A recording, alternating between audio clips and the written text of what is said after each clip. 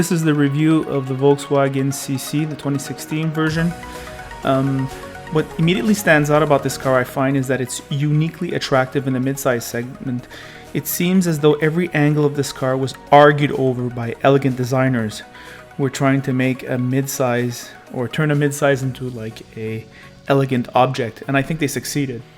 This car has a coupe-ish look and a pretty low stance. Despite that, the packaging isn't too bad. There's quite a bit of room inside, back and front, and the trunk is quite big. It goes quite deep. It splits 60-40. It's very convenient. There's even a ski trap inside. So really well thought out. On the road, there is low road noise and low vibration harshness. Here you can see there's somewhat of an elegant design, two-tone color. The door is of reasonable quality. There's a feeling of solidity that you would expect. In the back seat, once again, space is surprisingly good. I was taken aback by just the amount of legroom. And there's rear vents for the comfort of the rear passengers, especially during the winter and in the hot summer. The front door is more elegant. This car does come with a high-end Dyne Audio sound system, which sounds incredible. If you take a look at this interior, it looks pretty good. Nice design, but it's a very familiar design, and perhaps it doesn't stand out enough from the Passat. The seats look good and are reasonably comfortable. This higher end trim is better equipped, and also look, there's like the stitching, some of it is off stitching, some of it is on stitching. There's black and beige stitching. They really use that throughout. Little touches of elegance a little bit everywhere. It's good. You can see the interior door trim. It looks pretty nice. The center console looks relatively good. The aluminum, although looks a little bit cheap, it's real, and it has the classic fit and finish that we've come to expect to cars like this. The dash layout is nice, and once again, a really nice feeling of roominess. This car does have a 4-cylinder 200 horsepower turbo engine, which drinks gas like a V6 on premium fuel, 7.5 on the highway, 11 in the city. However, it does perform quite well for 200 horsepower. It's the strongest 200 horsepower I've ever felt in a midsize. Here are my thoughts on the road. Driving the Volkswagen CC. This is the top of the line model, which goes for close to $44,000 Canadian. Plus shipping, plus taxes. Why do I talk about the price right away? Well, it will come to bear. In the city, we're driving in the city of Lachine in Montreal, with some of the worst roads in the country. And it's a good place to feel how the Volkswagen suspension works in an urban environment, and it's a little hard. You feel it's not harsh. It's just a little bit harder than its rivals. The drivetrain. Well, what about it? It's an old drivetrain. It's an old engine. They haven't updated it. It's weird. Volkswagen's updating their engines, it seems, unevenly. They start with the lower end models and they're working their way up. It's weird. The transmission is fine. It does the job. It's DSG. It works. It works well. These transmissions work very well. I can't complain about that. In fact, the transmission is one of the most updated technical parts of the car, really. Sitting on the inside, you feel a certain level of class.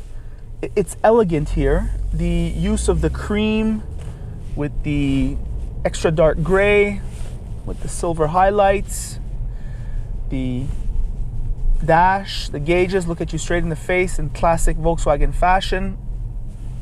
I'm okay with those things.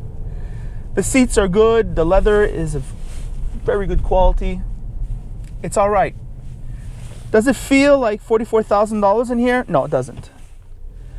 The Dyne Audio is audiophile quality, plays loud enough. No problems there. They didn't neglect on that. It's not a little 300 watt system. It's like, I think Ross told me it was 620 watts, and you really feel it. You feel the $43,000 at least there. The steering wheel leather is soft enough. However, it looks like it came off 2011 Volkswagen GTI. I don't know about that. It's not up to par with the rest of its competitors.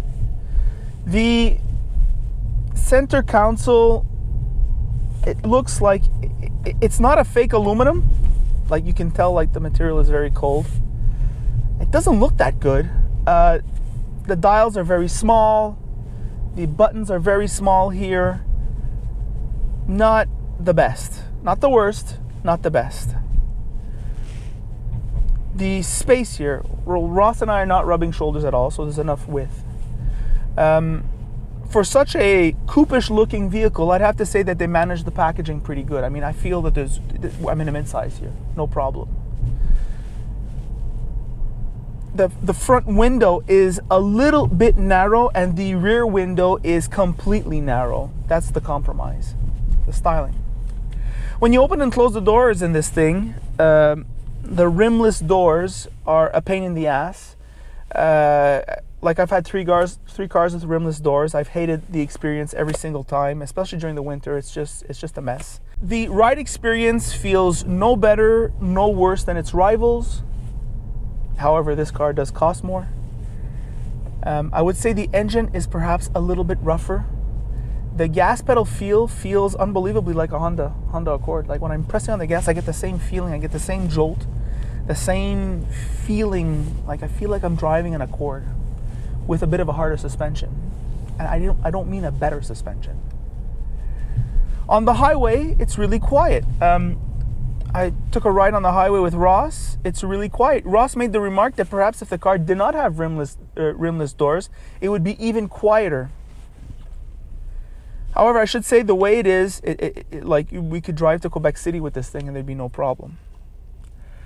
Am I sounding uninspired? Well, here's the problem. This is a $44,000 car. And I have to say, when I walk up to the car looks like $44,000. When I'm sitting in the car, it feels like $35,000. So the drivetrain is from another era, with the exception of the transmission. The suspension is nothing to write home about. I'm not feeling 43 grand. I'm feeling, Ross said 36. I think you could stretch it to 38. I don't think it's 40, and I certainly don't think it's 44. But I guess Volkswagen, like it is a looker, and there's a lot of people who will buy the Volkswagen badge, who will buy a Volkswagen car for the Volkswagen badge, even though other cars may be equal or perhaps even better, to have that German prestige, and that's fine, you know. I guess we don't have a chance to introduce ourselves and have people get to know us. So it's important to project a certain image to those people we don't know. I just don't want to pay for it. I just don't want to pay for that shit. So yeah, that's the review of the Volkswagen CC.